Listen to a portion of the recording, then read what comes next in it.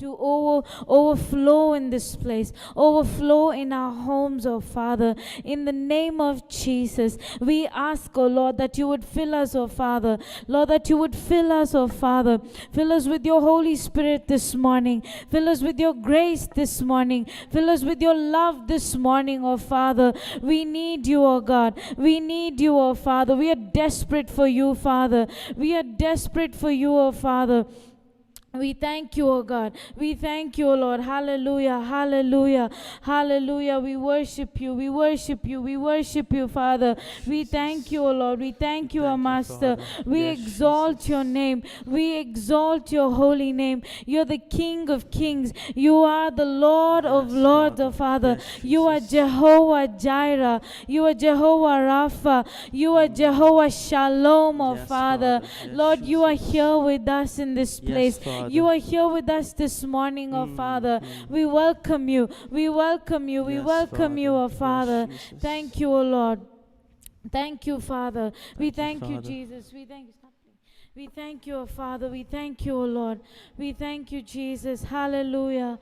Hallelujah. Hallelujah. We thank you, oh God. We praise you, Father. We praise you, Father. Oh, we welcome you all to the online service of the Shepherd's Home AG. In the name of our Lord and Savior Jesus Christ, we believe that today will be a blessing, a miracle, and a day of your breakthrough.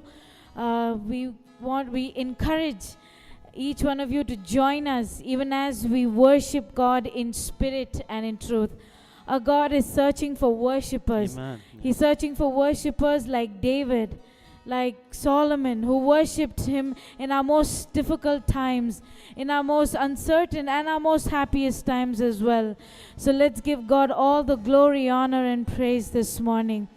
Amen. His majestic, he is awesome, he is wonderful, and he deserves this much from us this morning, church. Amen. Your Majesty, I can but bow. I lay my all before you now. In royal robes I don't deserve. I'll live to serve your Majesty, your Majesty, your Majesty. Yes, Lord. I can but bow. I lay my all before you now. In royal robes I don't deserve. I live to serve your Majesty. You are high and lifted up. You are high and lifted up. You are high and lifted up. There is no one else like you. You are high and lifted up. You are high and lifted up. You are high and lifted up. There is no one else like you. You are high and lifted up. You are high and lifted up. You are high and lifted up. There is no one else like you. Your Majesty, your Majesty, I can but bow. I lay my all before you now. In royal robes I don't deserve. I live to serve your Majesty. You are high and lifted up. You are high and lifted up. You are high and lifted up. up. There is no one else like you. You are high and lifted up. You are high and lifted up. You are high and lifted up. There is no one else like you. Magimaye, Machimaye, Undanaye, Tolugindrom, Yen Valvile, Umdayave, Umay Sevika, Nan Valgindren, Magimaye, Magimaye, Machimaye, Undanaye, Tolugindrom, Yen Valvile, Umdayave, Umay Sevika, Nan Valgindren, Undanamamuyadade, Undanamamuyadade, Undanamamuyadade, Ummai pola yarundu, Undanamamuyadade, Undanamamuyadade, Undanamamuyadade, Ummai pola yarundu. You are High and lifted up. You are high and lifted up. You are high and lifted up. There is no one else like you. You are high and lifted up. You are high and lifted up. You are high and lifted up. There is no one else like you. Oh, you are high and lifted up, You Lord. are high and Above lifted all our up. fears, oh God. You are high and Above all our worries, oh Father. There is no one like you, oh God. Above all our worries, above all our fears, above everything that concerns us, oh Father, this morning, you are high and lifted up, oh God. You are high and lifted up, oh Father. Over every sickness, you are high and lifted up. Over every challenges, you are high and lifted up. Over every difficulties, you are high and lifted up. Church, this morning I want you to declare this with me. Remember that when you declare, there is power. When you claim it, there is power, because you're not simply doing it, you're doing it in the name of Jesus. You're doing it by the blood of Jesus. Let's declare together this morning. Lord, your majesty is above all my questions. Your majesty is above all my doubts this morning. Your majesty is above every, oh Lord, weakness in my body, oh Father. That is who you are, oh God. That is who you are. We exalt you this morning. Lord, we exalt you above every mountain that is there before us right now, over every giant who's standing in front of us right now. We exalt you, Yeshua. We exalt you, O King of Kings. Hallelujah. Hallelujah. I know there's many of you who's wondering how and when will this mountain move? How and when will this giant fall down? Remember that when you lift up your praises, when you praise God, when you lift up an offering of thanks, when you lift up an offering of praise, the enemy has no place.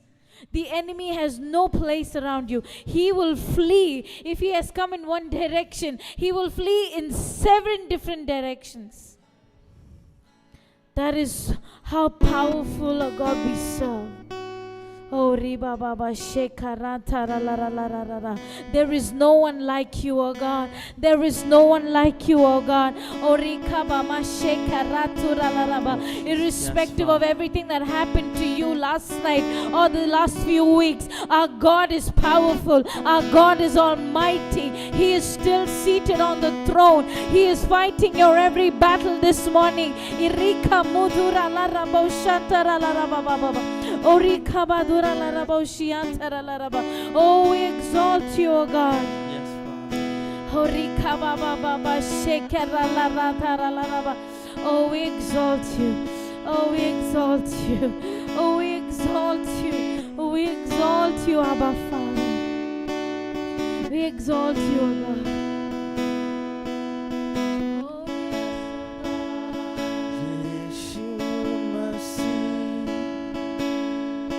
तेरा जैसा है कोई नहीं, तेरे चरणों में झुके आसमां और महिमा गाए सभी। यीशु मसीह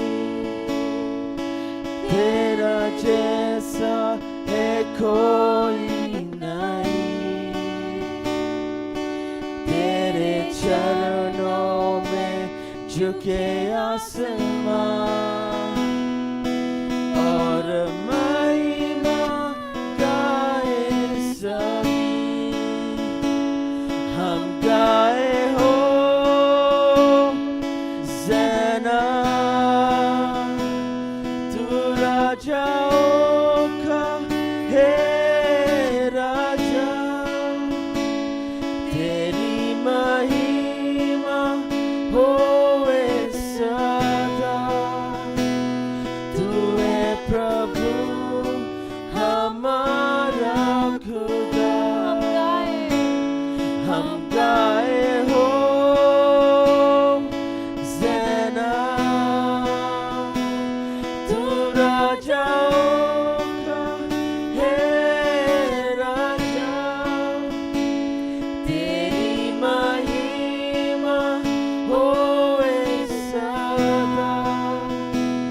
तू है प्रभु हमारा खुदा।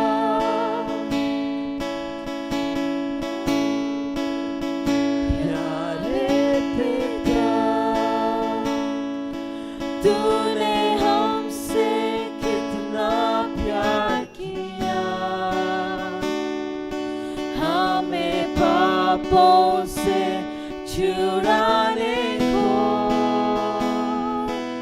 अपने बेटे को कुर्बान किया। प्यारे पिता, तूने हमसे कितना प्यार किया, हमें पापों से छुड़ाने को अपने बेटे को कुर्बान किया।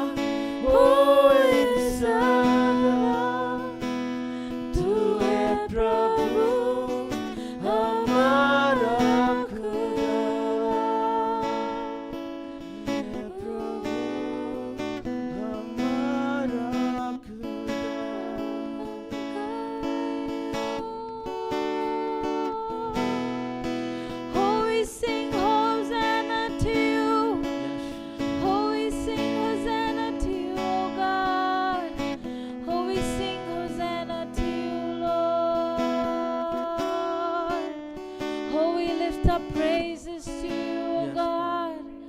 We lift up praises to you, Father. We lift up praises to you, Father. Oh, we lift up praises to you.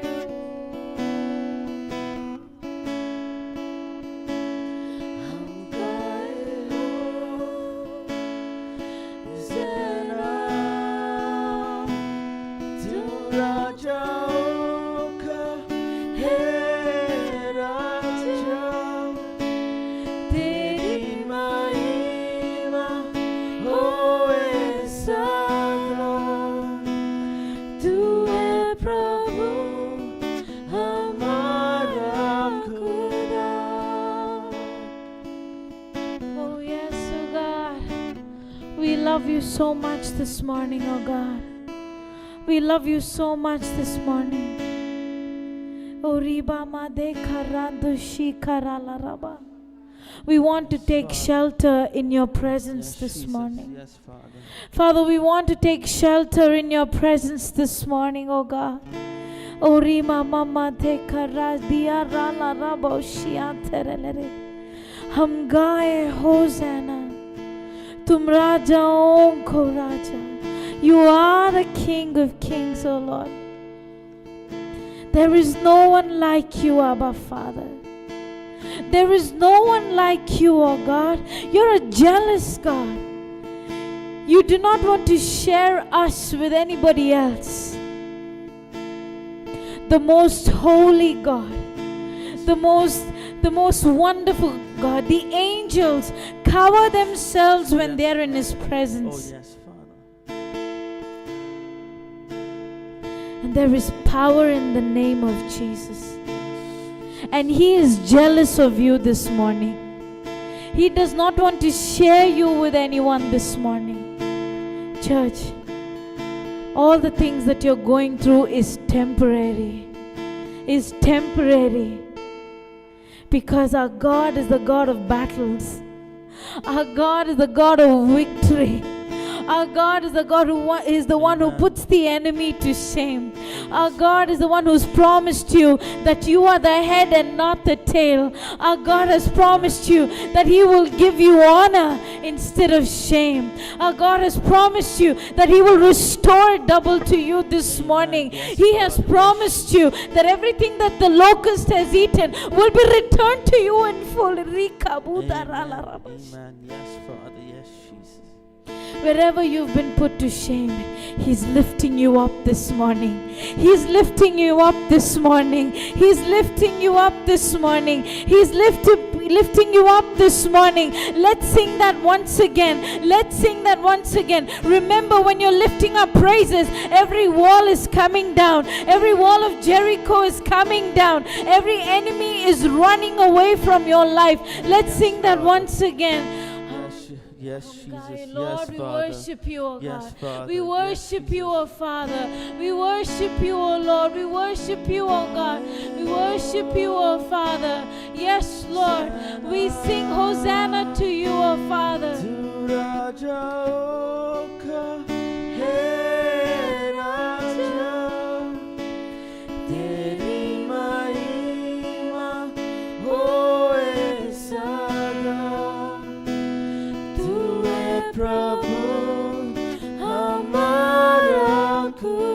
Once again. हम गाए Hosanna. Tu rajaओं का हे राजा, तेरी महिमा होए सदा। तू है प्रभु हमारा खुदा. Amen. Hallelujah. Hallelujah. Thank you, O Lord, that we have received the victory this morning. Thank you, O Lord, that we have received the victory this morning. We love you so much, O God. We love you so much, O Father. We love you, Abba Father. You've been so good to us. You've been so faithful to us. You've been so merciful to us.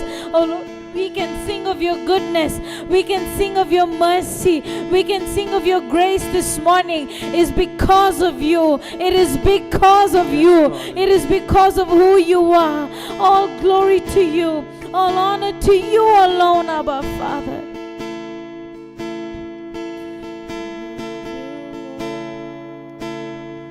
Oh, your mercy never fails me. And all my days I've been held in your hands. From the moment that I wake up until I lay my head, oh, I will sing of the goodness of God. And all my life you have been faithful. And all my life you have been so, so good. With every breath that I am made, Oh, I will sing of the goodness of God. I love your voice. Yes, oh God, you have led me through the fire. In darkest nights, you are close like no other. I've known you as a father. I've known you as a friend, and I have lived in the goodness of God. And all my life you have been faithful. And all my life you have been so, so good. With every breath that I am made, Oh, I will sing of the goodness of God. All my life, and all my life you have been faithful. so faithful, oh God. And all my life you have been so, so good. With every breath that I am able, Oh, I will sing of the goodness of God. your goodness is running after, it's running after me. Your goodness is running after, it's running after me. With my life laid down, I surrender now. I give you everything. Your goodness is running after, it's running after me. Your goodness is running after, it's running after me. Let's declare that. Your goodness is running after, it's running after me. With my life laid down, I surrender now. I give you everything. Your goodness is running after, it's running after me. Your goodness is running after, it's running after me. We claim it, Lord. We claim it, oh Your God. goodness is Yes, running Lord. after, it's running after me. With my life laid down, I surrender now. I give you everything. Your goodness is running after, it's running after me. And all my life you have been faithful. And all my life you have been so, so good. With every breath that I am made, goodness of God all my life. And all my life you have been faithful. Yes, my Father. And all my life you have been so good. With every breath that I am able, oh, I will sing of the goodness of God. Oh, I will sing of your goodness, Lord. Your goodness, oh God. Oh, your goodness, Lord. I will sing of your goodness. Oh, we will keep singing of your goodness. We will keep singing of your goodness. Oh, we will keep singing of your goodness.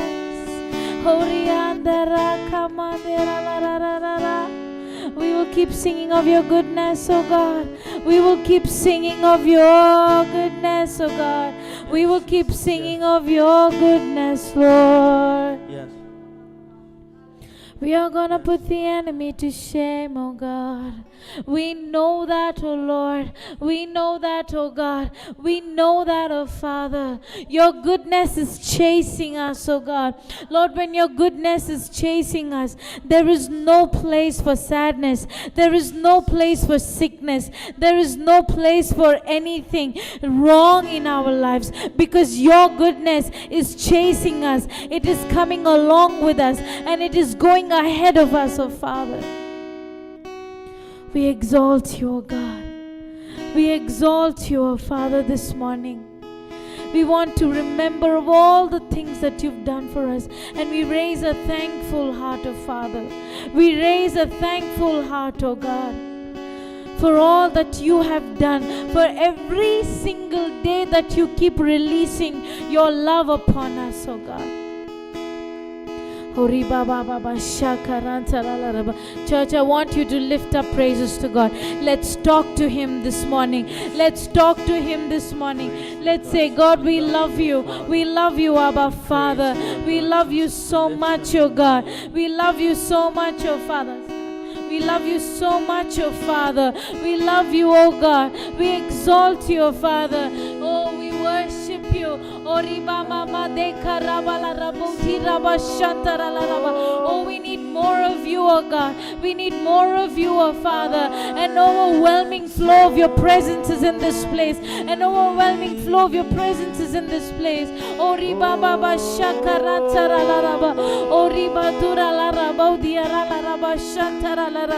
oh, we worship you. Oh, we worship you. Oh, we exalt you. Oh, we exalt you. One touch from you this morning. One touch from you this morning. Oh, Rikama Sekeradura. Iraladakura Mashekerala. Oh, Ribaba Shantara. Oh, flow, oh God. Move, oh God. Move, oh God. I exalt thee. I exalt thee. I exalt thee. Oh Lord. We exalt you, Lord. I exalt thee. I exalt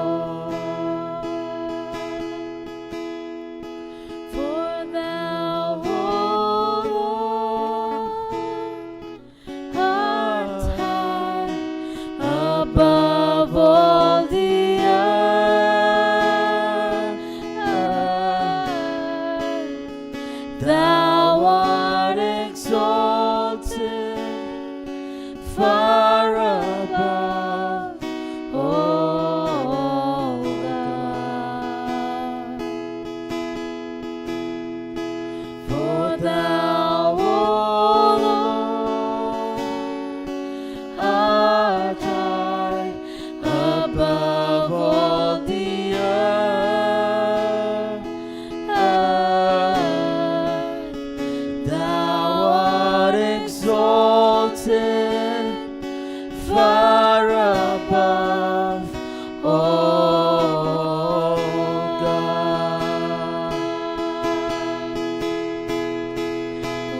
I exalt thee. I exalt thee. Yes, Lord. I exalt thee, oh Lord. We exalt you, God. I exalt thee. We exalt you, Lord. I exalt thee. I exalt thee, oh Lord. Oh, I exalt thee, Lord. We exalt you, God. Oh, we exalt you, Lord. We lift you up, oh Father. We lift you up, oh God. We keep you on the top, oh Father. We give you the priority, oh Father. Speak to us this morning. Speak to us this morning, oh Father. Speak to us this morning, oh God. Speak to us, Abba Father.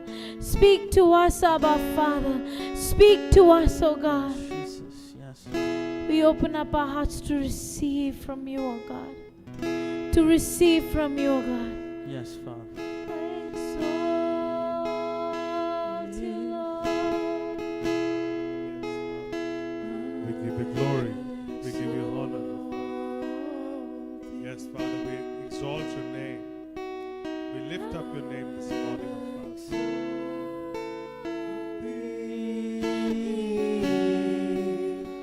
Oh Lord,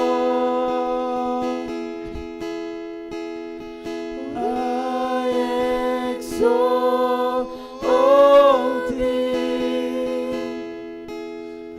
I exalt thee. I exalt thee, oh Lord. For thou, O Lord, for thou, O Lord, art high above all the earth.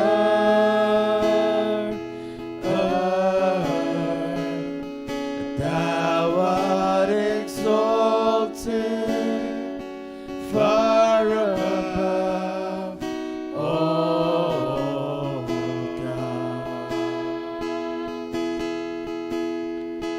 For thou, O Lord, art high above all the earth.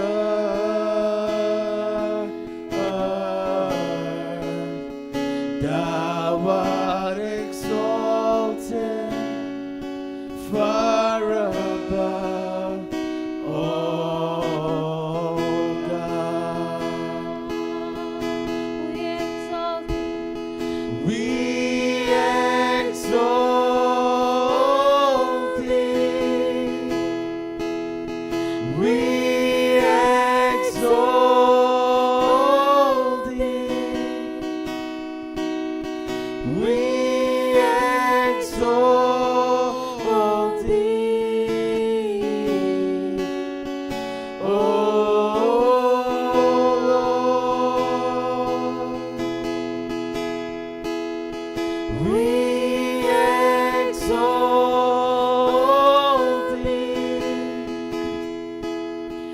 We exalt thee. We exalt thee. Oh Lord.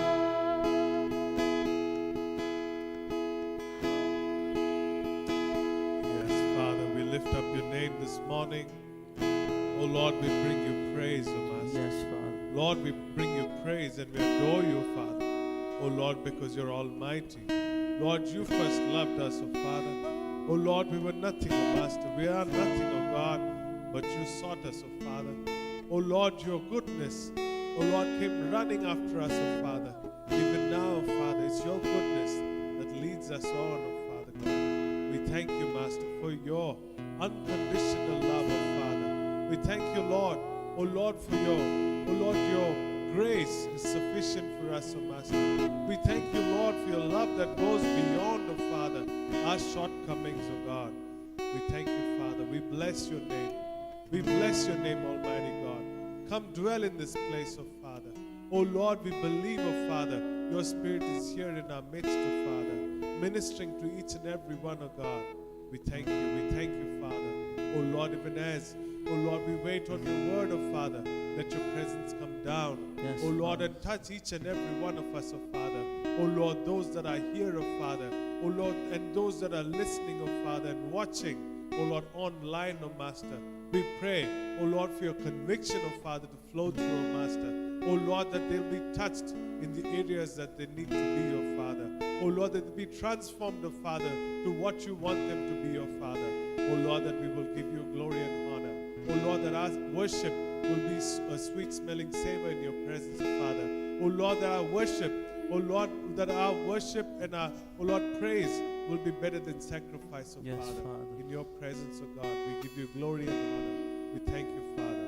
We thank you, Lord Jesus. We give you glory and honor. In Jesus' name I pray. Amen. Amen. Amen. Good morning. A warm welcome to each and every one of you. We thank you for being here in God's presence. We thank you for being online and watching us. We believe that God is not a God of boundaries, a God who's not a God of limitations and distances, but he goes beyond. He's omniscient, he's omnipresent. We believe he's there in your midst, even as he's here in our midst. Hallelujah. Amen. Amen.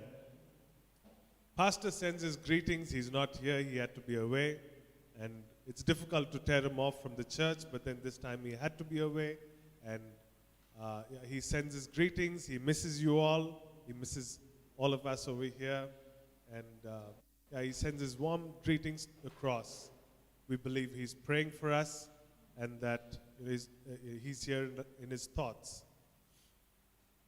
Yes, God works in mysterious ways, and God raises up people every now and then to speak for him. And this morning, we have a special speaker in our midst, a dear friend, a woman of God, very quiet, a backbencher, if you were to say. But today, God has raised her up to stand in our midst and bring us his word. We believe, we've been praying, and we believe that God is going to minister to us even through her. Put your hands together and welcome Sunita in our midst. All the best, Sunita. We've been praying for you. God bless you. Thank you, Naveen. Yesterday I was telling Pastor that it's easier to be one among the pew, among the people who sit and criticize the pastor, you know. So I want to thank Pastor and all of you for this opportunity. As I stand here, I want to welcome you all. I'm reminded of one thing, that sometimes I feel I'm not worthy to stand here, but then God reminds me that our worthiness comes from him, not from what we do for him, not from our past, not from our present, not from what we are going to do for him, nothing. When we stand before God, our worthiness comes from knowing what he has done for us. Our worthiness comes from the value, from the power of the blood that has been shed for us on the cross of Calvary. When we cover ourselves with His blood and stand in that power, it is that power that speaks through a mouthpiece like me. So I pray that as I stand here before you, you will be blessed.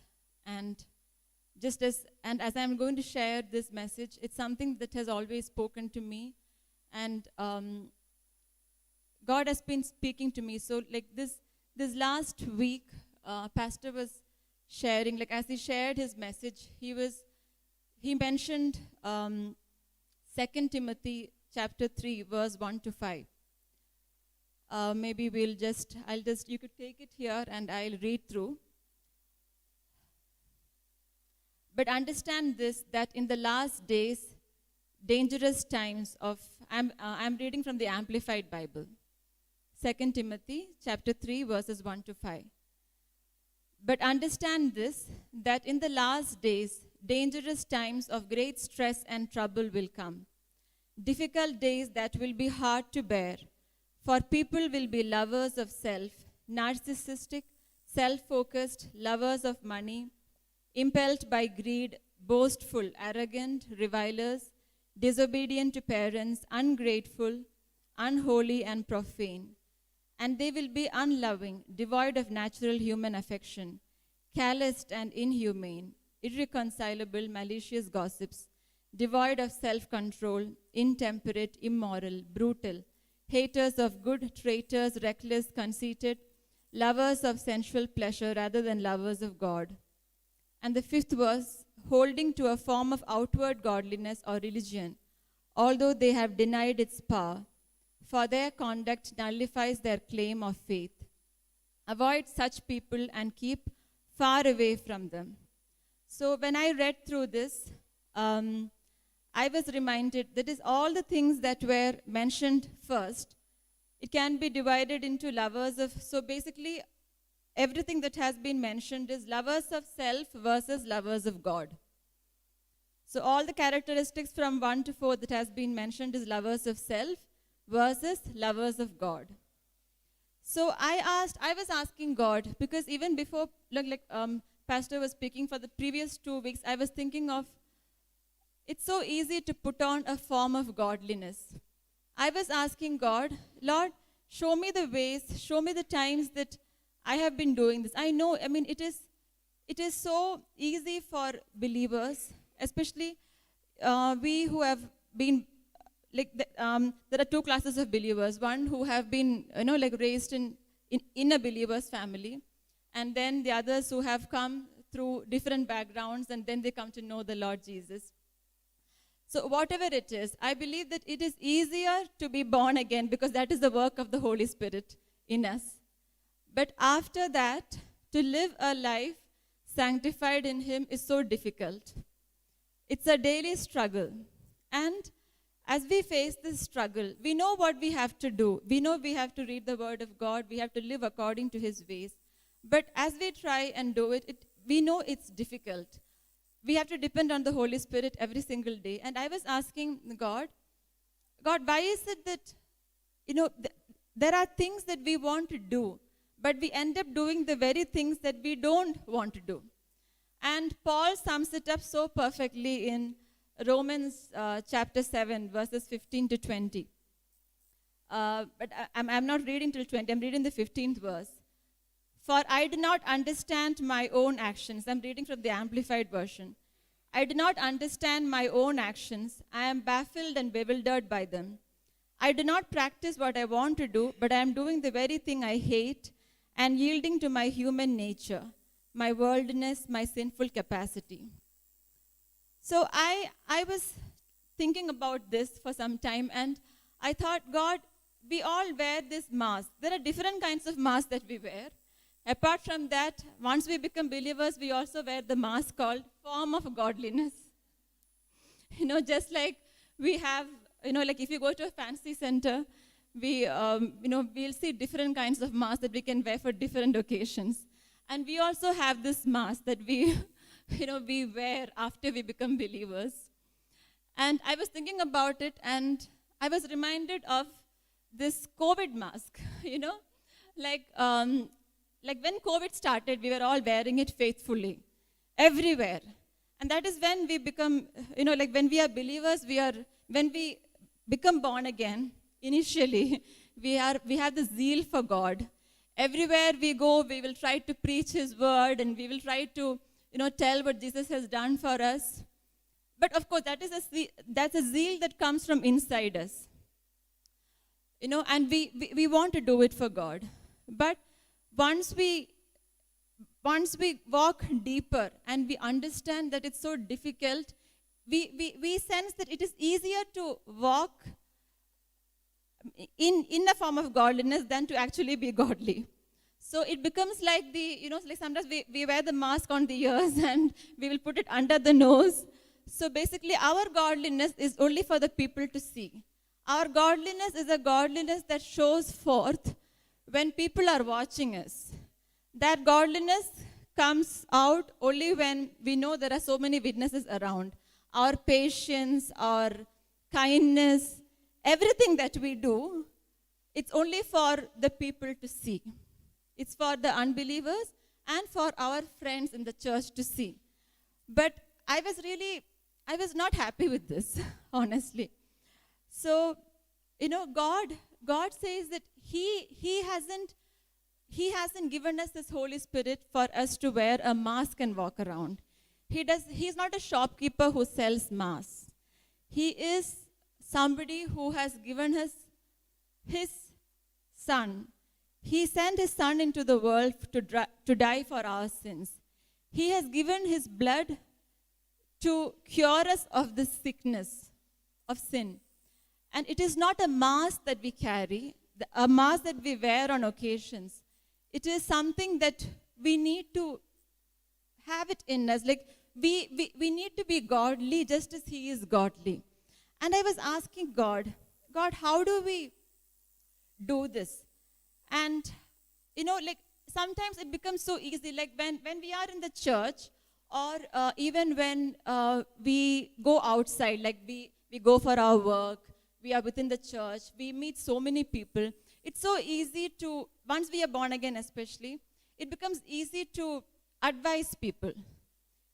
They come to us with our problems, and since we are all wearing a nice mask, they think we are really sweet, we are very loving, they have something about them, and we also know how to appear like that because we want to do something for God, right?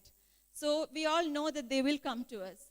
But the problem with this mask of godliness is, when they tell us our problem, they are seeing the mask. They don't know what is behind. We have already judged them. We have already answered them before even listening to them. Before even, like listening them out, we have already judged them and placed them where they have to be. And we become their life coaches without being empathetic to them. We try to sell them our answer, and we beat God or the gospel down on them without even showing the kindness or the goodness of God. If you actually sense, if you are a person, I don't know, like each of your backgrounds, but I know that like initially I was in a Catholic background, and while I was in the Catholic church also, I was searching for God. I knew that this was not it, because I remember going to the Catholic church and just listening to the boring songs, the same old prayers, and it's like Malayalam prayers, very traditional prayers, and no songs like this. You have a book with the same songs. It's more like I should not say that, but for me, it was more like a funeral service. It was very difficult, because to just stand through that 1 hour was very difficult. But I knew deep inside that God is bigger than this. I knew I was searching for the real love of God, but I know that is not there in this, these repeated prayers and everything. So then I went through engineering and everything, and during that time I was still seeking, and I went through academic difficulties because I never wanted to do engineering. I'm a person who doesn't even know how to operate my mobile properly. I will use it only for, just for making phone calls, WhatsApp. That's it. I don't do anything on that. And such a person is not having the aptitude to go for engineering. They should go for something else. So I just did the course because I got through for entrance. That is how we all do our studies during that time. Like now we have a lot of courses. So like during that time when I faced those difficulties, God, I was really angry with God. Why did I do this course and why did I end up here? But His goodness came running after me. And so I came to Bangalore and somebody shared the gospel with me after I started going to a believer's church. And I was really touched by God. But as I said, it's easier to, once you are born again and once you receive Him into your life, it's easier to put on a mask of godliness rather than being godly. So I asked, there are these two kinds of masks that we wear after we, one is the holier than thou mask. Like when people tell us their problems, we try to appear very holy and we give them holy answers that don't touch here and there. And the person who comes to you with the problem goes back feeling more condemned than earlier. So they came to you with a problem and they are going back with more burden because they feel condemned. Okay? But we don't know that we are doing this. We don't know we are doing that. The second is the mask that we apply to ourselves. We put on that everything is permissible, the hyper grace mask. We are very soft on ourselves. On others, we have a different mask. On us, we have, even on us, we can have the holier than, that condemning kind of mask. But usually we see that we are very soft on ourselves. So it's easier to walk in the flesh when we are in that hyper grace mode, So I thought, God, please show me, how did you handle this? I mean, what did Jesus do when He was here on this earth? I said, I'm tired.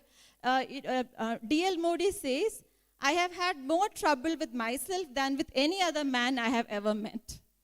And I think we can all agree with that. We have more trouble with ourselves than any other people whom we have ever met. So I was reminded of God. Even when I walked away from God, I sensed that what is it in Jesus that we keep going back to Him? We may stay away from Him for a long time, but still there is something that draws us to Him. What is it? I wanted to take you through two parables and touch on how he lived the parables that He taught. Many of us can talk a lot, but we can't walk the talk. So I wanted to take you through the parables and show you this Son of God who not only talked and taught, but He walked among them, walking the same talk that He talked. So I'll just, what is a parable? A parable is usually a story that is told to illustrate the truth. It's something that is taught, it's an earthly story, but that illustrates a heavenly concept. So usually if you read all the Gospels, there are so many parables, and that addresses different themes. So it addresses themes like the love of God, the goodness and mercy of God, then the importance of obedience, that God looks at the heart, then even the mistakes that people make in their life. But I wanted to concentrate on the goodness and mercy of God. So if you maybe you can just keep Luke chapter 15, NIV.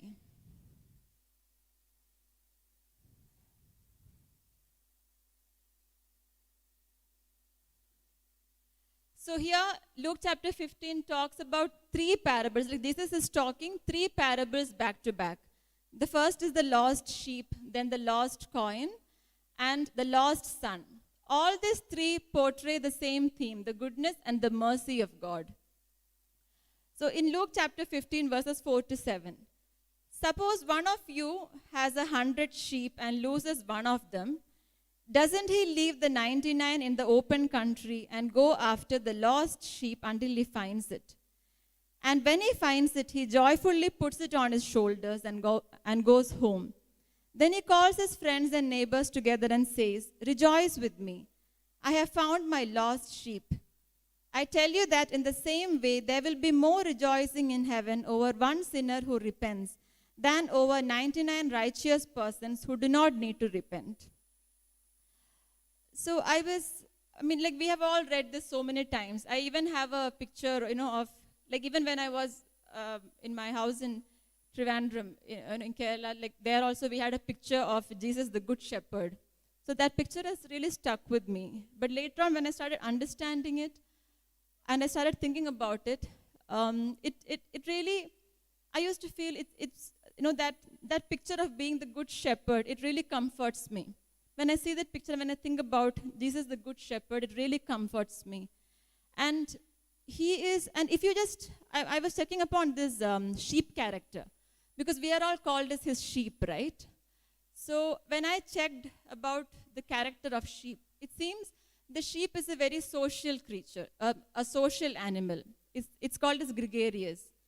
So that means you tend to stick to each other. They tend to be in a flock. We call it a flock of sheep. It's their nature to stick to their friend. And it is this character of the sheep that is used by the sheepdog. So the shepherd knows that it has to control the sheepdog, and the sheepdog knows that they will stick together, this sheep. So it's very easy to actually make them go together and follow together. So if one sheep goes forward, even the other sheep will follow. It's like that. But if the sheep is straying, it's because of some reason. So if the sheep is going away from its friends, it's because it is in some kind of stress or pain. And so it is that happens with us. We are all one flock. And many a times when we are even in the church, we go through many things in life. And we tend to stray because of some reason or the other.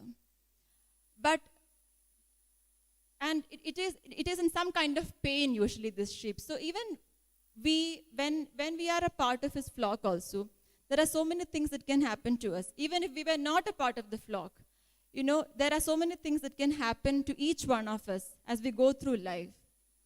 But the Good Shepherd is the one who leaves the 99 behind. And I was wondering, I don't know, we are not shepherds or farmers, or we may have taken care of pets, but not sheep. So I don't know as to how much of a loss one sheep is out of, 100. Economically. But when we read this, we know that the shepherd, I was wondering like this, why is it that he will leave? So then when he comes back, what if the 99 is not there? How does the shepherd know that this 99 will take care of, will be there if he goes in search of the lost sheep? But the fact is that it is not a kind of economical, it's like, see, he is invested. This Good Shepherd is invested in the spiritual, emotional well-being of that sheep. He has given food to them, and he has taken care of them. Each of them is like his own child. He loves and he is emotionally invested in each of them. So he is not thinking, oh, when I come back, what if these 99 are not there? What if I lose them also? Let the other one be lost. He doesn't think like that. He is not able to rest peacefully until he finds the lost sheep and brings it back into the fold. And if we are these animal lovers, they have lots of these videos on YouTube, right? Like how some stray dog will be found, and somebody from this PETA or some animal associations, they will take the dog or, that hurting dog, and they will bring it, take care of it, and then they show after 3 weeks he's running around, very happy. So, same way, our God is thinking that if I could, go and find my lost sheep, I want to see how I can bring him back, take care of him. He is longing to see him thrive once again. It is a God who doesn't think that I have enough money over here. He's not thinking about economy. He's not thinking about numbers. He is thinking about the spiritual well-being of each sheep that he has in his fold. He is the one who will leave the others behind and come after you. He is the Good Shepherd. And this parable also says that there is great rejoicing in heaven once the lost sheep comes back to the fold. I don't think a shepherd will actually call everybody and throw a party. Maybe that is too much, to say. But then Jesus had he had a reason for talking like that. He meant that there is, of course, there may not be a party here, but definitely there is great rejoicing in heaven when a sinner repents and comes back to Jesus. When he accepts Jesus into his life, there is great rejoicing which we have no idea about. And moreover, the other thing that God reminded me is when we stray from the group, there is a label which our family members and even the church members may give us. When a sheep strays from the group, what is the label they will give you? I mean, not strays from the group. I mean to say things like a black sheep. The black sheep of the family. The black sheep. But God doesn't label you as the black sheep. For him, you are lost and you are found. There is no black sheep business for God. He doesn't label you. He doesn't label you by what he sees from the outside. He labels you from, he is the one who has created you and knit you together in your mother's womb. When he sees you have strayed, he knows what you're going through. So he doesn't label you as the black sheep. You are never a black sheep. You're just a lost sheep who is waiting to be found. Okay, now I'll also take you through the next one, which is prodigal son. We all know this story, okay, or we also call it as the lost son. Verses 11 to 32. So we have all read this so many times. Even in the nominal churches, they read this parable. So we are so very well. But every time I read it, I think about some, especially when we ask God to show us something. Like we can read the Bible in many different ways. You can read it to just read. Sometimes when you ask God to speak to you, he speaks to you so many things. A few weeks back, when Pastor was sharing some message, in that he mentioned about the prodigal son. He mentioned that there are 3 steps that he went through. He actually took all the wealth that he had, that his father had, and went and wasted it. But he came to the realization, when all his wealth was over, when he had wasted everything, when he had no friends, because no wealth means no friends, when he was hungry, when he was lonely, he came to the realization. Sometimes we have to be hungry and we have to be lonely if we have to come to the realization. When we have all our friends, when we have everything, we don't come to the realization. So when he came to his senses, when he realized, he started repenting. And when he repented, he said, I should go back to my father because he will accept me. My father's servants had more food to eat than me here. Even I can't even eat the food that is being given to the pigs. So he repented, and when he went back, that restoration was a part. That belonged to the Heavenly Father. That belonged to the Father who was waiting for him. But one thing that God reminded me when I was reading this parable, why Jesus spoke to them in parables. There are so many things that you get from this story. You can interpret it in the way they want. I feel it would have been easier to just tell things plainly, but maybe people get bored when they are just being preached to. When there is a story, they don't forget fast. When we just have poems, you will just forget it. But these stories remain with us, and although we don't remember what these life coaches say, we will remember these parables. We will remember the essence of what God wants to show through these parables. So I was reminded of, in verse 19, if we just see, we see that the son wanted to go back. That is, that repentance started, But when he wanted to go back, he felt so unworthy. Even we go through the same. When we know that we have sinned, we have fell short of everything that he wanted to give us, we want to go back, but the devil reminds us that you are unworthy. How will you go back now? This battle keeps going on in your mind, that no, you are not worthy to go back. But he goes back anyway. He just makes a decision to go back. Maybe it is the father's prayer. Maybe the father was interceding for him. Maybe the father was waiting for him. I know that my son will come back. When he was lost, he never thought, suppose it's an earthly father, what will be the, Suppose they take your entire money and go first, he will label, he is my black sheep.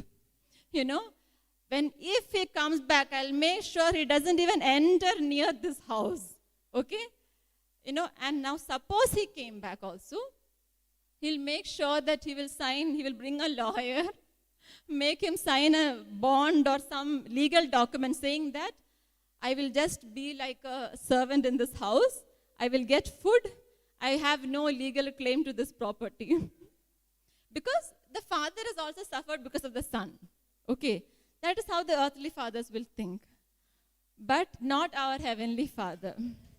You know, in verse 20, see, the son is practicing the returning speech in his mind. Okay? Well, like what will be telling him? If my father says like this, I will say like this. If he hugs me, if he's, if he's angry, I'll do this. So everything is going on in his mind and he's walking. We don't know what he's going through. Like, he must be feeling so terrible. Just imagine, he would be thinking, my father told me not to do this, but I did this anyway. Now I don't have anything. Now, like, how will I even face him? How will I go back to him? Just imagine that situation that son is going through, the lost son. But the Bible says, in this verse, he says that when the son was a long way off, the father saw him. So when I started picturing it, I thought, this father was interceding for that son every day. He would have been praying, Lord, wherever he is, protect him. Wherever he is, help him to realize, help him to come to his senses, help him to know that I am there for him, help him not to feel unworthy. That father would have been waiting probably every day, evening, he would have been waiting, sitting there at the porch, just waiting for his son to come back. So when he saw him, he believed by faith and prayed. And when he saw him, he understood it is his son. He had no doubt. He just ran to, I don't know whether he would have done that towards maybe he did the same thing to some other people who came as well. Like every day, like somebody was coming in between, he would have thought it's his son. But that day he knew, Pakka, this is my son.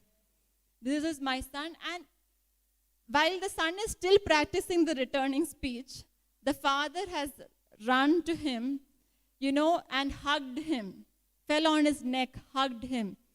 And he doesn't ask him anything. He just gives him business class treatment. He just gives him, puts a new robe on him, puts a sandal, ring, tells the servant, prepare mutton curry, let us have a celebration. Okay, she says it's beef. Okay, celebration. Okay? He is giving, the thing is, suppose it was an earthly father. When the son is coming back, he would have made sure that he will give a speech for 1 hour. By that time, that son would be thinking, I think it's better to go back. At least I don't have to listen to the speech. But that is what. So this father doesn't ask him where he has been, what he did. The father doesn't ask him about the past. Do you have anything left? Do you have any money left? How did you become like this? He just tells him, he's just happy that my son has been found. He doesn't ask him, criticize him, condemn him, try to prick him. I don't know the right word, but in Malayalam we'll say kuttuga. It's like, where it hurts, and you'll make sure that it hurts more. So he doesn't treat him that way. He is extremely happy. There is celebration going on in the house. It doesn't give him time to speak anything. And he tells the servant, my son was lost, but now he is found. And now there is another hero coming. The supporting role, or, the supporting actor role is coming. So the elder son is coming back, and he hears the celebration. He asks the servant, what is going on? Servant says, your brother has come back. He was lost, but is found, and we are celebrating. Actually, this time when I was reading it, another thought came to my mind. Okay, I just considered, he was not happy. But I just thought in terms of, they were all part of one flock, like one family. The two sons and that father, they were part of one family. One son strayed, he went away. Ideally, if this elder son had the father's heart, he would have been praying along with the father. He would have been interceding for that son along with the father. So when the servant told, there is celebration and your brother has come, he would also have dropped whatever for years, or I don't know how many time, like how many months or years he has been away. He should have dropped whatever he is doing and ran inside, because he carries his father's heart. He is also longing for the son to come back. But I was reminded that he was not happy, because he was happy where he was. Probably he had more things to enjoy in the house now. He had one lesser person to fight about. He had probably, now he knew that all the wealth was his. And he failed probably to pray for, he would have maybe prayed, oh, let him come back. Okay. But he really failed to know the father couldn't rest until his lost son came back. But the elder son was busy following he said, see, I was doing everything. I followed the commandments. I did everything for you. But you did not celebrate. You did not cut the calf for me. We sometimes follow the rules. We follow the commandments. We don't drink. We don't smoke. We don't lie. We do lie, but we at least act like we don't. But I'm saying, we do everything by the book, but we fail to have the Father's heart. And that elder son, when he listed out what all things he had done and what all things the lost son didn't do, but he was, he was busy destroying everything. But when he came back, he was not able to feel the joy, because he was only following, maybe as listed in Exodus 20, he did everything to please those around, to please himself. But there is a part in the gospel where Jesus says, it is in Matthew chapter 22, 35 to 40. One of them, an expert in law, tested him with this question, Teacher, which is the greatest commandment in the law? Jesus replied, love the Lord your God with all your heart and with all your soul and with all your mind. This is the first and greatest commandment. And the second is like it, love your neighbor as yourself. Basically, this is the gist of all the commandments. You can do anything you want. You can follow every rule that your church lays out. And you can appear godly. You can put on your masks of godliness. But if you don't have the love, first of all, you have to love your God with all your heart, all your soul, and all your mind. Until you do that, you cannot love your neighbor as yourself. To know the Father's heart, you have to, you cannot go by the rules of the book. You have to converse with him. You have to talk to him. Then only you understand the Father's heart, and then only you understand to be godly. Jesus says that this is the gist of everything. Unless you have love, even in, which is that book where, in 1 Corinthians chapter 13, it says, right? Faith, hope, and love. The greatest of everything is love. If you don't have love, but if you still talk in tongues and, if you have all the gifts, you can have it all, but you are just like a clanging cymbal. So, and even later on, again, in so many places, Jesus tells, he has come not for the ones who appear godly or the ones who think they are righteous. He has come for the sinners. Luke chapter 5, verse 31 and Mark 2, verse 17. Jesus says, it's not the healthy who need a doctor, but the sick. I have not come to call the righteous, but the sinners. The church is a hospital for the sick. And what does the hospital do? The sick go into the hospital, they get treated, they get cured, they come out. And once we go out, and if you're happy with the treatment, what do we say? We go and tell the people, hey, that hospital is good. They gave me good treatment. I would recommend that for you. And we are supposed to do that. We have been treated by our God. We attend the church, but our healer is the Lord Jesus himself. It is he who heals our hearts, who gives us the treatment that we need. We are supposed to call the people into the fold, into this fold of the church. And it's not a resort for just enjoying, just hearing the message and going. It's not a resort. He's reminding us that he kept saying that this is not my words, and I have come for the sinners, not for the righteous. And now that we have seen these two parables, it is easy for Jesus to teach these parables, of course. But he also lived out the parables that he taught. So I'll just take you through a few situations. Most of them are women. But I'll also take you through two men. That is, the tax collectors. If Jesus hadn't dined with these tax collectors, gone out to meet them, we would not have the Gospel of Matthew. Matthew was a tax collector. He was called Levi or Levi, I don't know. Levi. So he was a tax collector himself. The other tax collector was Zacchaeus. Maybe there were more, but only Matthew and Zacchaeus is mentioned in the Bible. He dined with them. He was among the sinners, but he was not a sinner himself. He did not allow their attitudes to rub onto him, but he allowed his goodness to rub onto them. Again, so during this, in Matthew chapter 9, verse 11 to 13, when the Pharisees see Jesus dining with these tax collectors, they ask him, "Why does your teacher eat with tax collectors and sinners?" And Jesus said, "It is not the healthy who need a doctor, but the sick. Go and learn what this means. I desire mercy, not sacrifice. For I have not come to call the righteous, but sinners." I sometimes feel that we do a lot of sacrifice in following the rules. Like the second son, like the first son, the eldest son. We do a lot of sacrifice in following the rules and being in the good books. We are so prim and proper, but we fail to show love. And it is not the rules that run after you. It is the goodness of God that runs after you. My message is actually titled, I forgot to say that my message is titled, "The Goodness of God That Runs After You." Okay? So I'm happy that you sang this song. Second, so one is the tax collectors. How he dealt with the tax collectors. Second, Mary Magdalene. Okay? Magdala is the name of a place, it seems. So, and it seems that Mary was a very common name among the ladies of that time. So they had to say Mary of Magdala, like Magdala, Mary of Bethany. There are so many Marys.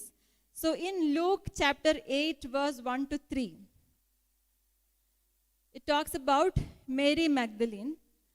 So after this, Jesus traveled about, I'm reading from NIV. After this, Jesus traveled about from one town and village to another, proclaiming the good news of the kingdom of God. The 12 were with him, and also some women who had been cured of evil spirits and diseases.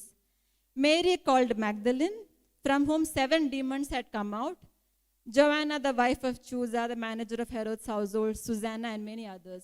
These women were helping to support them out of their own means. So that means, along with the 12 disciples, these women who had been touched by God, touched by Jesus himself, they were there along with him. I don't think it was easy for, like in Kerala, if you go, I don't know about other parts, but in Trivandrum, if they see men and women walking together, even now in this age, they will put 2 and 2 together and invent some story. But in those times, along with the 12 disciples, these women were there. So Mary Magdalene was healed of 7 demons. She was exorcised, probably, and even Joanna and Susanna. So they all would have been touched by Jesus. But only Mary Magdalene, we see her gratitude to Jesus. So she accompanied Jesus in his journey to Galilee and supported him out of her own means. That means these women would have been probably wealthy. Like they had their own means to support themselves and Jesus. Can you imagine? So that means if Mary had a job herself to support Jesus, she was probably from a rich family or from a good background. So, but even her position in society or even the wealth that she had, even if she could give all that, she could not be healed of this demon possession. And you know how people will see you then. I have seen and observed it in my own life that, we do that to other people as well. That if you are not so well off in the society and if you are struggling already, and then you have a sickness or something, they treat you in a different way. They are still more sympathetic to you. If you are well off, they secretly think, let it be. They thought too much of themselves. let them suffer. You know, this kind of attitudes are there, deep, hidden in our hearts. We'll not tell anybody, but it is there. You know? So Mary would have really suffered. Mary would have been going through, just to walk in her shoes, Mary would have felt helpless. She would have lost, although she had the money, there was no dignity in her life. And we have seen in movies, or we have seen it happening, right? When you are demon possessed, how will you be? So when you have 7 demons, imagine how she will look and how she will be acting in front of other people.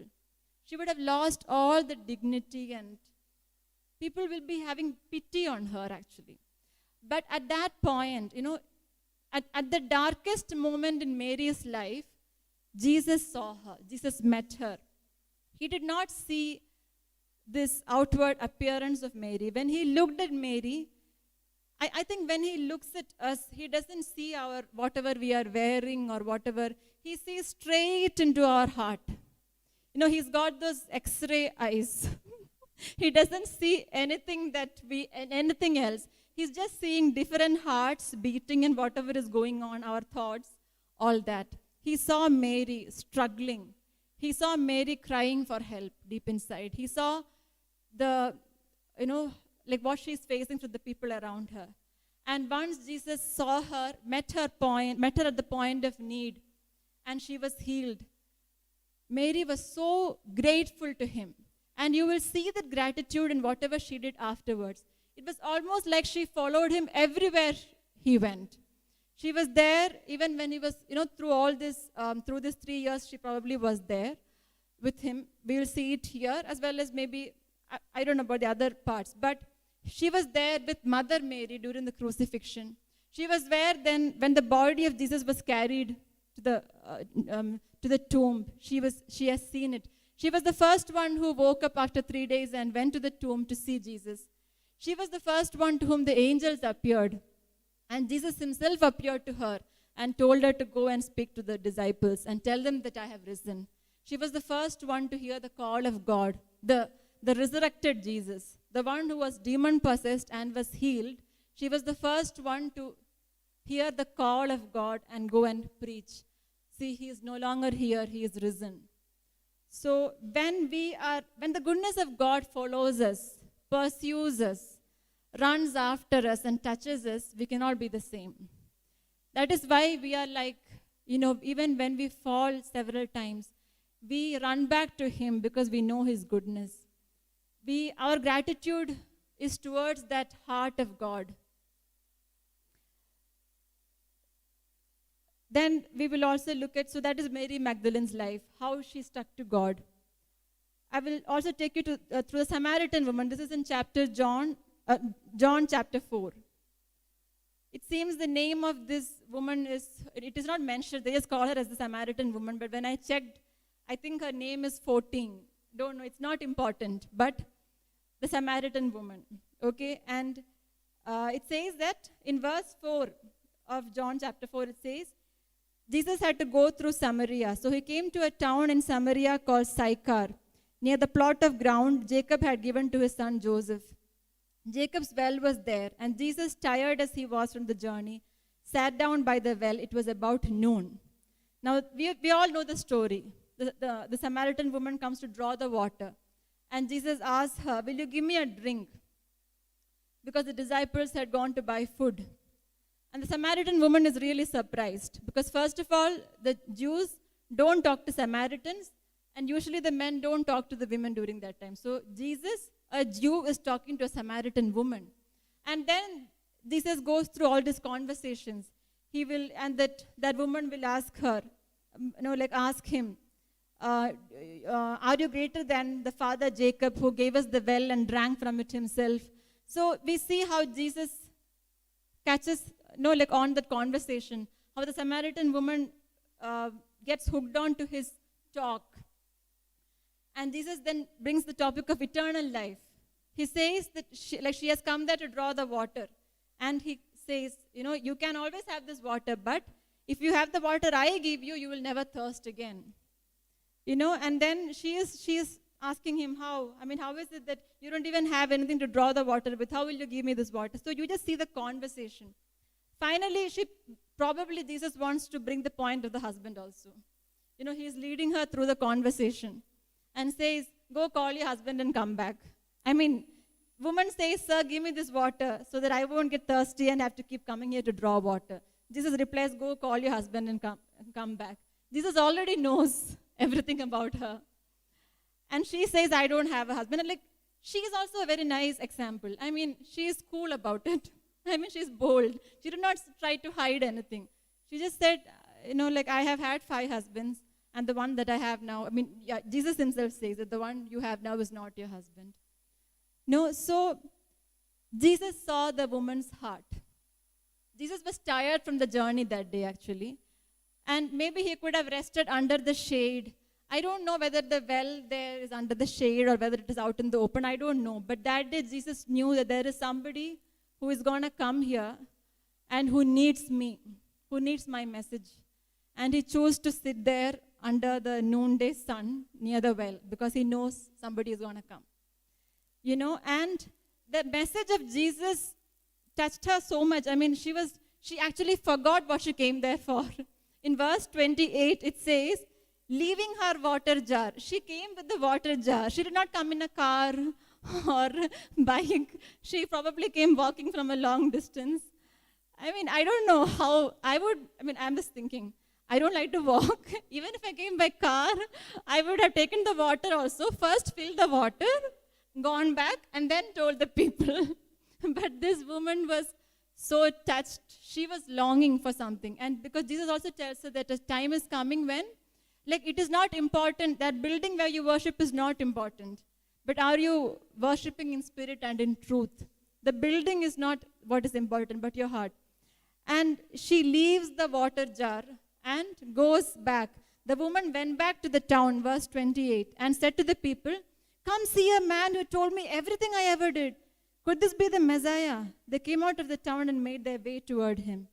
And then the disciples come back, and the disciples see Jesus talking to this woman, but they don't ask him anything. Okay, they must have had questions in their mind, but they never ask him anything. And because of this one lady who chose to leave her water jar, that means that water jar can represent whatever we do. See, whenever we are called for something, like that day when in the women's meeting, Dorothy was mentioning about different times that she felt, she felt the call of God to go and do something. And she answered that call, because of which she was mentioning 2 testimonies where 2 people, they were about to commit suicide, but they heard the gospel and they were saved. That woman, she came there with a water jar for her fleshly need. We all need to have food and water, but when she was touched by the Messiah, and at that time she didn't even know for sure whether it is the Messiah, but she was still touched. She left it and went back she did not keep the good news to herself. She went back to the city. And verse 39 and 42 I'll read. Many of the Samaritans from that town believed in him because of the woman's testimony. He told me everything I ever did. So when the Samaritans came to him, they urged him to stay with them, and he stayed 2 days. Because of his words, many more became believers. And verse 42, they said to the woman, it is the Samaritan's testimony, we no longer believe just because of what you said. Now we have heard for ourselves, and we know that this man really is the Savior of the world. So Jesus sat by the well at noontime, although he was tired, because he knew he had to answer the call of his heavenly Father. He had only 3 years, limited time. He knew he had only 3 years. In this time, he has to touch the maximum number of people. So he did not think about his physical weakness. He thought, I have to talk to her. And he desired to break all the rules. He did not think, my disciples have gone. By the time he comes back and they see me talking to this lady, what will they think and all that? They didn't think. He broke the rule. He talked to a Samaritan woman. He engaged her in conversation, led her in that limited time that he had. He touched her and engaged her in conversation, told about the living water, told about worshiping in spirit and in truth, talked so many things in the limited time. A sense of urgency rubs on to her. and she leaves what she is doing and she goes back, and the entire village comes to know about Jesus because of this one woman. And then again, so that is, we saw the tax collectors, we saw Mary Magdalene, we saw the Samaritan woman. There was a woman in Luke chapter 7, verse 37 to 48. This is the woman who broke the alabaster jar. And she is supposed to be called the Mary of Bethany. So here also, Jesus was actually dining with, this Pharisee called Simon had invited him to his house. And Jesus was dining there when this lady, Mary of Bethany, goes there and breaks the alabaster jar. She will cry on his feet, and she will wipe his feet with her tears, and she will break this alabaster jar of perfume. And the thing is, the verse, the first verse in Luke 7:37 says, a woman in that town who lived a sinful life. Nobody even knows her name. She is identified by her sin. When you have done some big mistake in your life, people forget your name. People forget all the good things that you have done in your life. Recently, there was a forward that kept coming, like one teacher has mentioned the max tables of 9. So 9 into 1, she says 11. The rest all she puts correctly. 9 into 1, 11. 9 into 2, 18. 9 into 3, all is correct. But all the children are laughing because they're looking at 9 into 1 equals 11. When we do everything right in our life, still we have only one mistake. We do one mistake, we are known for that mistake. The teacher who doesn't know 9's tables, when a woman has led a sinful life, even the name is not mentioned. It is just a woman who has led a sinful life. And even everybody there would have been seeing her as that woman. But Jesus did not see her as that woman who did this. Jesus saw into her heart. Because if she had to come there and brave all the men, all those, men out there, and come there and break the alabaster jar, then there was something in her that was seeking him. And when Simon the Pharisee starts murmuring and mumbling, and Jesus tells him the example of the creditor. That is, there was a creditor who had 2 debtors. One owed him 50 denarii, and the other owed him 500. And Jesus says that the creditor forgave them both. Who will love him more? The one for whom was forgiven, who had the 500 denarii and didn't have to pay him back.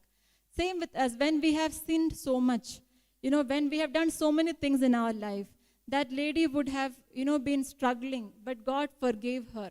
And it is that love that is showing through in her coming there and breaking the alabaster jar. Again, there is one more last example, that is the woman caught in adultery. This is seen only in John chapter 8. It is verse 1 to 11. So I'll just read it quickly. John 8, 1 to 11. Jesus went to the Mount of Olives. At dawn, he appeared again in the temple courts where all the people gathered around him, and he sat down to teach them. Teachers of the law and the Pharisees brought in a woman caught in adultery. They made her stand before the group and said to Jesus, "Teacher, this woman was caught in the act of adultery. In the law, Moses commanded us to stone such women. Now what do you say?" They were using this question as a trap in order to have a basis for accusing him. But Jesus bent down and started to write on the ground with his finger. When they kept on questioning him, he straightened up and said to them, "Let any one of you who is without sin be the first to throw a stone at her." Again, he stooped down and wrote on the ground. At this, those who heard began to go away one at a time, the older ones first, until only Jesus was left, with the woman still standing there. Jesus straightened up and asked her, "Woman, where are they? Has no one condemned you?" "No one, sir," she said. "Then neither do I condemn you. Go now and live your life of sin."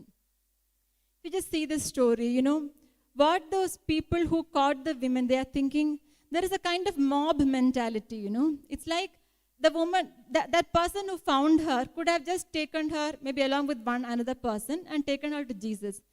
Instead, he told everybody around, "See what this woman has done." People joined him. It became a big mob, a big group of people. This is again that holier than thou mask. There is something about exposing another person's sin that makes you feel holy. Something. They want to serve justice to that. They want to serve justice, not really because justice wants to be served. They want to feel good about themselves that they have condemned sin. And they want her to be stoned.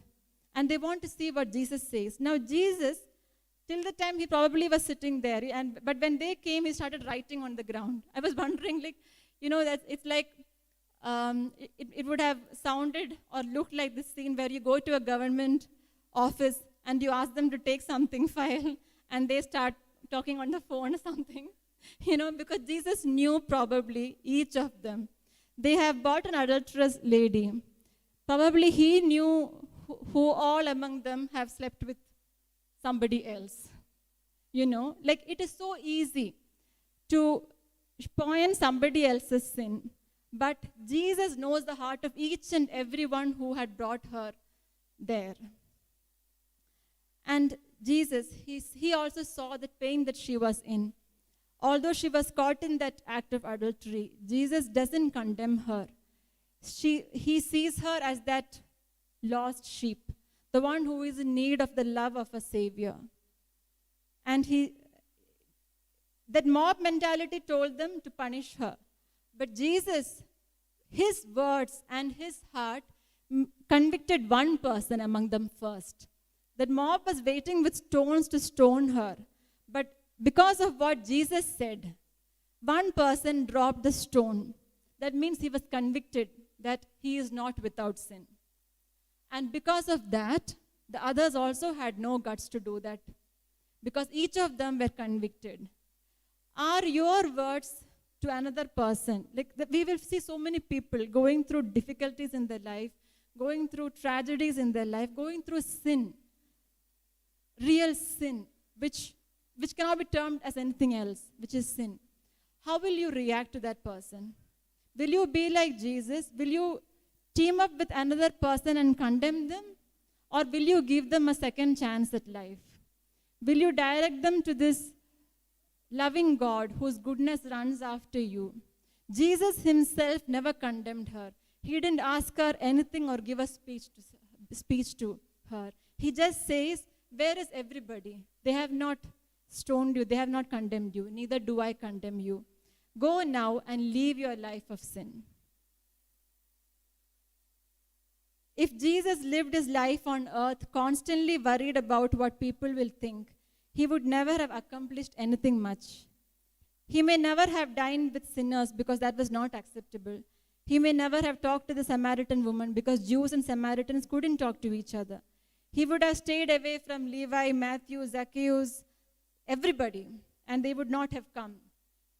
I'm sure even the fishermen would not have been recruited because he would have gone behind other people who are more learned to become his disciples, because then his preaching will have more effect because his group of people are educated.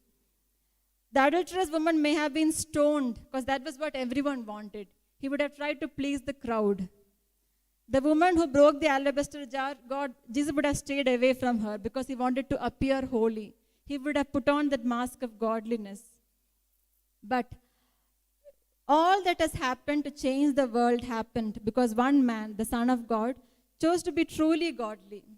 Instead of putting on any form of outward godliness, he just listened to his heavenly Father and acted accordingly. Jesus was a rebel, but a rebel with a cause.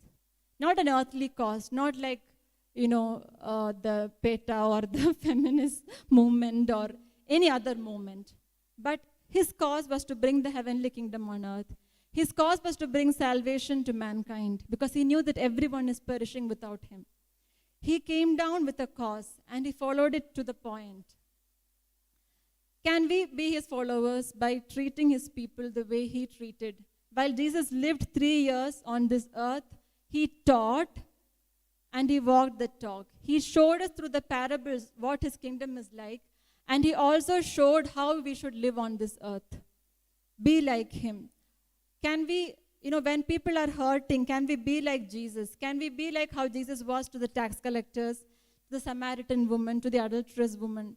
never sugarcoating the truth, but imparting it lovingly. We are not here, I am always reminded of this, that we are running the Christian race, but it's not a competition. This race is over in that finishing line. That finishing line is going to be either when we die, or if Jesus is coming back before we die. So he could come back today or tomorrow, or we could die before that. So our finishing line, our race is till the point, till where we can live and breathe for him. So our Christian life, we all have tracks. My life, I have my track. And we are all in this race together. We are all racing towards the finish line. We all will win a prize when we reach the finish line. But it's not first prize, second prize, no. Anyone who reaches the finishing line will win the prize. And our duty as fellow believers, to somebody who is not yet in the tracks, and as well as those who are running on the tracks, we have to bring people from the fold, from outside the church, the unbelievers, everyone. They don't know about Jesus. We have to bring them to the track. And once we are on the track, when we are running the race, our life is filled with difficulties, tragedies. We fall down many times on the track. But every time we pray for someone, we are actually helping them, giving them some energy to get up and run a little more. Every time we pat their back, every time we'll tell them it's okay, we are there for you, we are praying for you. Maybe that person is so hurt physically, mentally, emotionally that they are not able to run any longer. But when you pray for them, they get a boost of energy. It is like when you run the marathon, you have seen the people standing on the sides with something to drink. We are supposed to do that for our fellow believers. But instead, we try to run on their track. We feel, everybody has something to do in our own tracks. We can always help another person. Instead, we are so worried about, winning a prize. Yes, prize is there, but it's not like first prize, second prize. It's a prize where which we will all get. That we have to encourage another believer, pat them on their back, encourage them, be there for them, pray for them, tell them everything is okay. And just like how Jesus did, we need to be able to talk into the people's lives and tell them that we are all running towards this prize and let us do it together. We should never hit them or run on their tracks, push them in their tracks, because the Christian life is not a competition. So that is what God was talking to me, that when we put on true godly love, when we ask God to show us to be godly instead of putting on this mask, even just like the love of Jesus ran after us, the goodness of God ran after us and brought us back to him. The same way, we will be able to portray and bring other people towards Jesus. And we'll be able to give them a new lease at life, a second chance at life, just as he gave us a second chance at life. Thank you.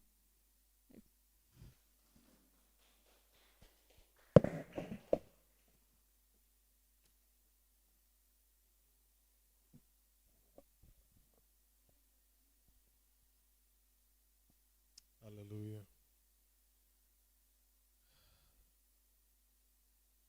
Thank you, Sister Sunita. I invited her as Sister Sunita, and now I'm sure we can all address her as Pastor Sunita. That was a powerful message. Yes, we all put on our masks, and probably there's a message over there, for here and now, and there's a message over there from the Bible for the long run. Here and now, that when you wear a mask, wear it properly. Not under your nose, not on your chin, but wear it properly. And then, for eternity, for our lifestyle, let's not put on Thank you, Jesus. a mask just to portray to people a form of godliness. Let's put on godliness. Let's put on righteousness. Let's try to imitate Christ and not people. Those messages from the parable of Jesus, we need to apply upon ourselves. That we'll have a father's heart. that we will have the genuine love for people around us, that we will lift up people and we'll pray for them. Amen. Amen. Yes, the goodness of God runs after us. We were sinners, though sometimes, or many times, or all times, we still put on our masks and sin secretly. His love runs after us. So good. With every breath that I am able, oh, I will sing of the goodness of God. And all my life you have been faithful. And all my life you have been so good. With every breath that I am able, oh, I will sing of the goodness of God. Your goodness. Your goodness is running after, it's running after me. Your goodness is running after, it's running after me. With my life laid down, I surrender now. I give you everything. Your goodness is running after, it's running after me. All my life. And all my life you have been faithful. And all my life you have been so good. With every breath that I am able, oh, I will sing of the goodness of God. I love You, Lord. Oh, your mercy never fails me. And all my days I've been held in your hands. From the moment that I wake up until I lay my head, oh, I will sing of the goodness of God. And all my life you have been faithful. And all my life you have been so good. With every breath that I am able, oh, I will sing of the goodness of God.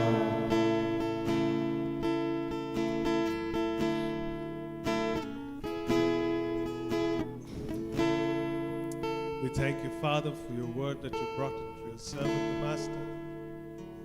Father God, help us, O Master, not to be man pleasers. Lord, help us, O Father, O Lord, not to live, O Lord, two lives, O Father, one for the world and one for the church, O Father.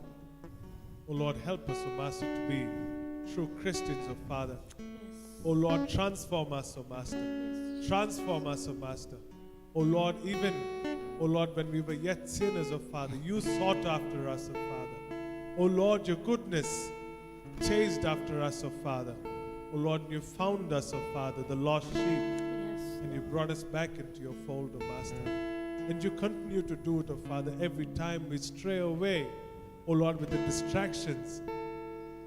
O Lord, with, O Lord, unnecessary things, O Father God. You bring us back into your fold, O Father. And truly, O Lord, how much you would rejoice, O Father, that you would, O Lord, you brought back a sinner like me, O God. We thank you, Father. We thank you, Lord. Help us, O Father, Remind us each day. Remind us every moment, oh Father. Oh Lord, that we need you in our lives, oh Father. Oh Lord, that we cannot do anything on our own without you. And help us, oh Father, to be true to you, oh Lord, for the rest of our lives, oh Master.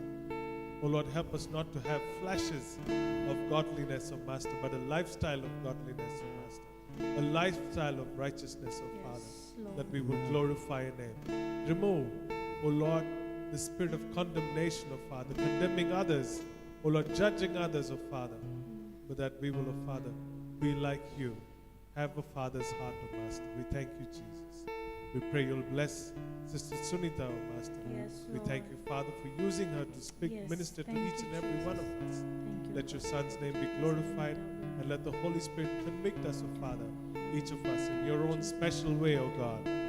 Lord, I pray at this time, church, even as you, if you brought your tithes and offerings, please hold it up with your right hand,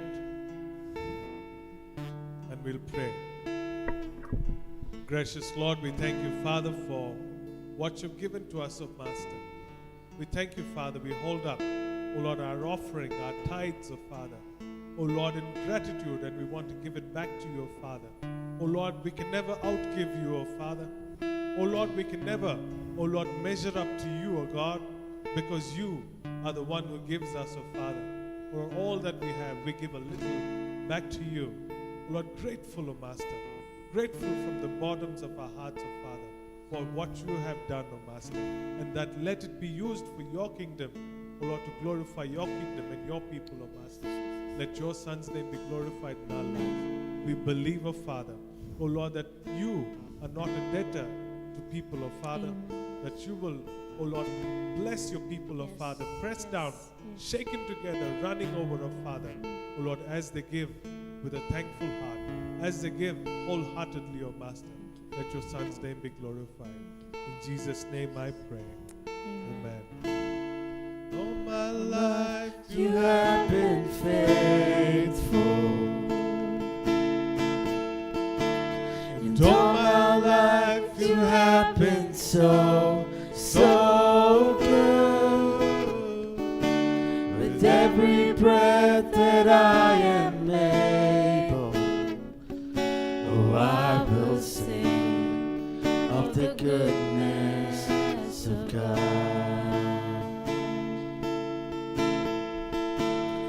All my life you have been faithful, and all my life you have been so, so good. With every breath that I am able, oh, I will sing of the goodness of God.